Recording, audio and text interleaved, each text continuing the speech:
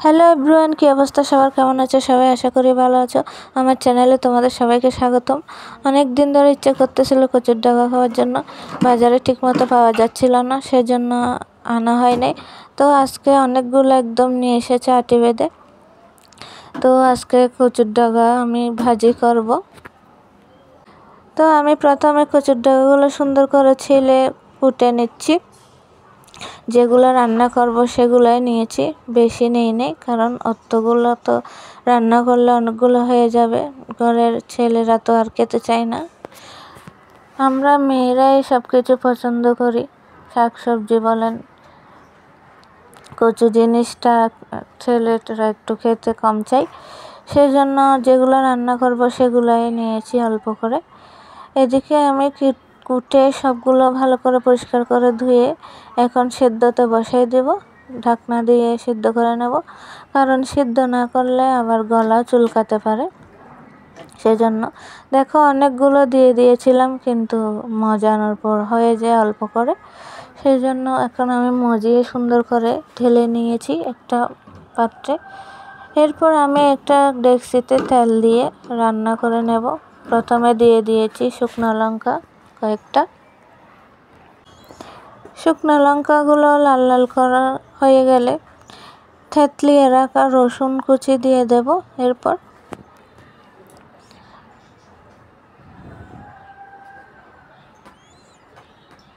এরপর দিয়ে দিয়েছি দুটো তেজপাতা, দিয়ে ভেজে ব্রাউন কালার হয়ে আসলে সিদ্ধ করে রাখা কচুর ডাগাগুলো দিয়ে দেব।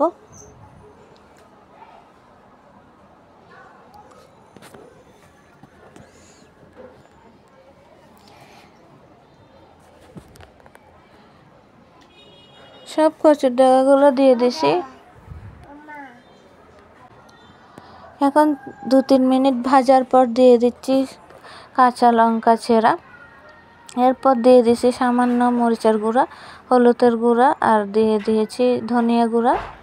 যেহেতু কচুর ডাগাগুলো ভাজি করব সেজন্য মরিচ বেশি দেব না, কাঁচা লঙ্কা চেরাও দিয়েছি, সেজন্য গুঁড়ো মরিচ ব্যবহার করিনি বেশি। এরপর 1/2 টেবিল চামচ জিরে গুঁড়ো, লবণ দিয়ে দিছি। দিয়ে ভালো করে কষিয়ে আমি 4 হতে 5 মিনিট ভেজে নেব। একটুও কিন্তু আমি জল ইউজ করি নাই, কচুর ডাগা থেকে জল যা বের হয়েছে সব। এখন সবগুলো জল আমি ভালো করে শুকিয়ে নেব, যেহেতু আমি ভাজি করব। এরপর প্রায় 7-8 মিনিট এভাবে কষানোর পর আমি সবগুলো জল সুন্দর করে শুকিয়ে নিয়েছি। তো রেডি আমার কচুর ডাগা ভাজি। এখন আমি সার্ভ করে নিয়েছি। তো রান্নাটা কেমন হয়েছে তোমরা সবাই অবশ্যই কমেন্ট করে জানাবে। যারা ফেসবুক থেকে দেখছো অবশ্যই একটা লাইক শেয়ার ফলো করে যাবে, আর যারা ইউটিউব থেকে দেখছো অবশ্যই সাবস্ক্রাইব করে পাশে থাকবে।